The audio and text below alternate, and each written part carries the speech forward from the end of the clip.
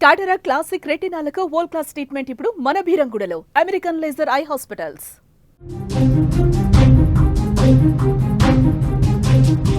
Breaking news చూస్తున్నాం. కాకినాడ జిల్లా సామర్లకోటలో దారుణం చోటు చేసుకుంది. పనసపాడు గ్రామ శివారులో యువతి మృతదేహం లభ్యమైనట్లుగా తెలుస్తోంది. గొంతు కోసి దారుణంగా చంపిన వైనమైతే అక్కడ కనిపిస్తోందని చెప్తున్నారు. అదే రోజు రైలు కింద పడి యువకుడు కూడా ఆత్మహత్య చేసుకున్నాడు. చనిపోయిన యువకుడు యువతి మధ్య ప్రేమాయణం ఉన్నట్లుగా కూడా తెలుస్తోంది. ఆత్మహత్య చేసుకున్నారా లేక హత్య చేశారా అనే కోణంలో అయితే పోలీసులు దర్యాప్తు చేస్తున్నట్లుగా కూడా మనకి బ్రేకింగ్ న్యూస్ లో సమాచారం అందుతోంది. కాకినాడ జిల్లా సామర్లకోట పనసపాడులో దారుణం చోటు చేసుకుంది. పనసపాడు గ్రామ శివారులో గొల్లప్రోలు మండలం దుర్గాడకకు చెందిన గొల్లపల్లి దీప్తి స్థానిక పంటకాల వద్ద అనుమానాస్పద స్థితిలో మృతి చెందింది. దీప్తి గొంతు కోసి దారుణంగా చంపినట్లు ఆమె మృతదేహాన్ని చూస్తే అర్థమవుతోంది. మృతురాలు దీప్తి కాకినాడలోని ఓ ప్రైవేటు కళాశాలలో ఇంటర్మీడియట్ చదువుతూ ఉంది. సెలవులు కావడంతో పనసపాడులోని బంధువుల ఇంటికొచ్చింది. అయితే మంగళవారం రాత్రి బంధువులు కుంకుమ పూజకు పెళ్లికి తిరిగి రాగా దీప్తి కనబడకపోవడంతో చుట్టుపక్కల వెతికి బంధువులను అడిగినా ఫలితం లేకపోవడంతో పోలీసులకు సమాచారం ఇచ్చారు. ఇక ఉదయం పనసపాడు గ్రామ శివారులో యువతి మృతదేహం లభ్యం కావడంతో అక్కడికి చేరుకున్న పోలీసులు అది నిన్న రాత్రి కనిపించకుండా పోయిన దీప్తిగా నిర్ధారించడం జరిగింది. అయితే అదే రోజు గొల్లప్రోలు మండలం దుర్గాడకకు చెందిన కొమ్ము అశోక్ సామర్లకోట హుస్సేన్పురం గ్రామం వద్ద రైలు కింద పడి ఆత్మహత్య చేసుకున్నట్లుగా కూడా తెలుస్తోంది. ఇదిలా ఉంటే అశోక్ దీప్తిల మధ్య ప్రేమ వ్యవహారం ఉన్నట్లుగా కూడా తెలుస్తోంది. దీంతో దీప్తిని అశోక్ చంపి అనంతరం రైలు కింద పడి ఆత్మహత్య చేసుకున్నాడా లేక ఎవరైనా చంపి ఆత్మహత్యగా చిత్రీకరిస్తున్నారా అనే కోణంలో కూడా పోలీసులు విచారిస్తున్నట్లుగా తెలుస్తోంది. ఇక ఇదే అంశానికి సంబంధించిన మరింత సమాచారాన్ని మా ప్రతినిధి అనుశ్రీ ఫోన్ ద్వారా అందిస్తారు. అనుశ్రీ, అసలు ఏం జరిగింది? ఈ ఘటన ఎప్పుడు జరిగింది? అసలు ఏంటి? కాకినాడ జిల్లా పెద్దాపురం నియోజకవర్గం సామర్లకోటలోని పనసపాడులో నిన్న రాత్రి ఓ యువతి దారుణ హత్యకు గురైంది. అయితే ప్రియుడే హత్య చేసి తాను కూడా ఆత్మహత్య చేసుకున్నట్లుగా కూడా పోలీసులు నిర్ధారణకు వచ్చారు. అయితే సామర్లకోట మండలం పనసపాడు గ్రామంలో బుధవారం రాత్రి అయితే ఈ ఘటన చోటు చేసుకున్నట్లుగా చెబుతున్నాడు.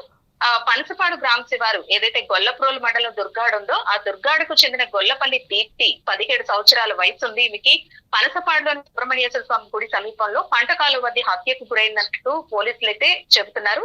దీప్తి కాకినాడలోని ఒక ప్రైవేట్ కాలేజ్ లో ఇంటర్మీడియట్ చదువుతోంది. దసరా హాలిడే కావడంతో తన బంధువులకి అంటే తన బంధువులు తన వాళ్ళు ఉన్నారు, వాళ్ళ ఇంటికి వెళ్ళడం అయితే జరిగింది. మంగళవారం రాత్రి వీళ్ళంతా కూడా గుడికి పూజ కోసం గుడికి వెళ్లారు. వాళ్ళు వచ్చిన తరువాత ఎవరైతే దీప్తి ఉందో ఇంట్లో కనిపించకపోవడంతో రాత్రంతా కూడా వాళ్ళంతా వెతకడం అయితే ప్రారంభించారు. నైట్ ఎక్కడా కూడా ఆ అమ్మాయి ఆచూకీ లభ్యం కాకపోవడంతో ఉదయానికి తిరిగి వచ్చేస్తుందేమో అనుకున్నారు. అయితే ఎంతకీ కూడా తాను తిరిగి రాకపోవడంతో పోలీసులకు సమాచారం ఇవ్వాలనుకునే లోపే పోలీసులు ఓ యువతి మృతదేహాన్ని గుర్తించండి అంటూ కూడా బంధువుల్ని పిలవడం అయితే జరిగింది. అయితే అనుమాన స్థితిలో ఆ యువతి మృతి చెందిందని సమాచారం ఇవ్వడంతోనే ఘటనా స్థలానికి చేరుకుని మృతురాలు దీప్తిని బంధువులైతే గుర్తించడం జరిగింది.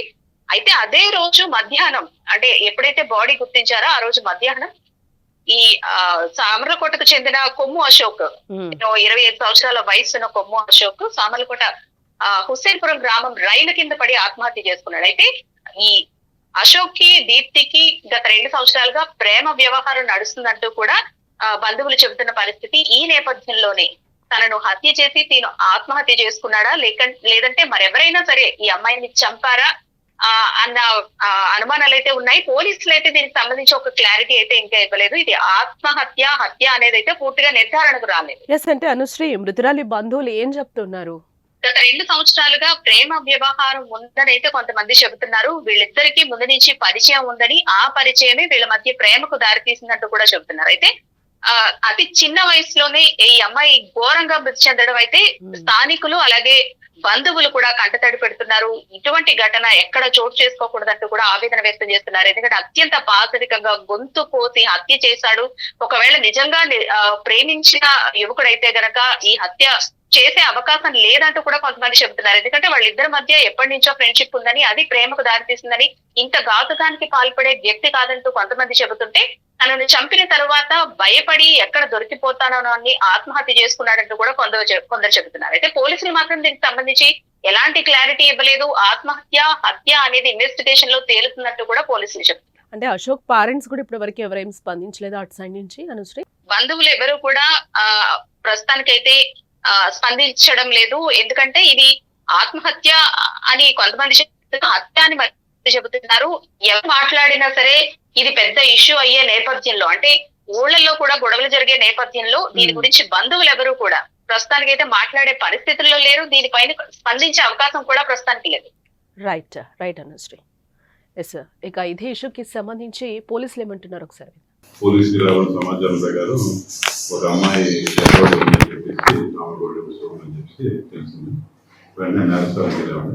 అలాగే అదే సమయంలో రామకోట పరిధిలోనే రైల్వే ట్రాక్ మీద ఒక కుర్రోడు దొరికి డెడ్ బాడీ ఉన్నట్టు కూడా వేరే ఇన్ఫర్మేషన్ వచ్చింది. వచ్చిన తర్వాత నేరస్థానం పరిశీలించిన తర్వాత ఈ రెండింటికి ఏమైనా సంబంధం ఉందా అన్న కోణంలో పరిశీలిస్తే సంబంధం ఉందని తెలిసింది. ఈ అమ్మాయి వరకు అయితే అది ఇప్పుడు ఉన్న సాక్ష్యాలను బట్టి ఉన్న గాయాలను బట్టి ఒక హత్యగా భావిస్తున్నాం. ఆ హత్యకి ఈ ట్రాక్ మీద చనిపోయిన కుర్రోడు ట్రాక్ మీద ఆత్మహత్యగా కనిపిస్తుంది ఉన్న ప్రాథమిక సాక్ష్యాలను బట్టి. దీనికి సంబంధం ఉందా అంటే మనకి ఇప్పుడు ఉందండి. కారణం ఏంటంటే ఈ అబ్బాయి బోడుగుంటూ ఉన్నాడు. ఈ అబ్బాయి సంబంధించిన క్యాప్ ఏదైతే ఉందో మనకి ఈ అమ్మాయి దొరికిన ప్రదేశంలో దొరకడం, అలాగే ఈ కాల్ డీటెయిల్ కూడా తెప్పిస్తే నంబర్ ఆఫ్ కాల్స్ నెంబర్ కూడా ఎంత జరిగిందండి.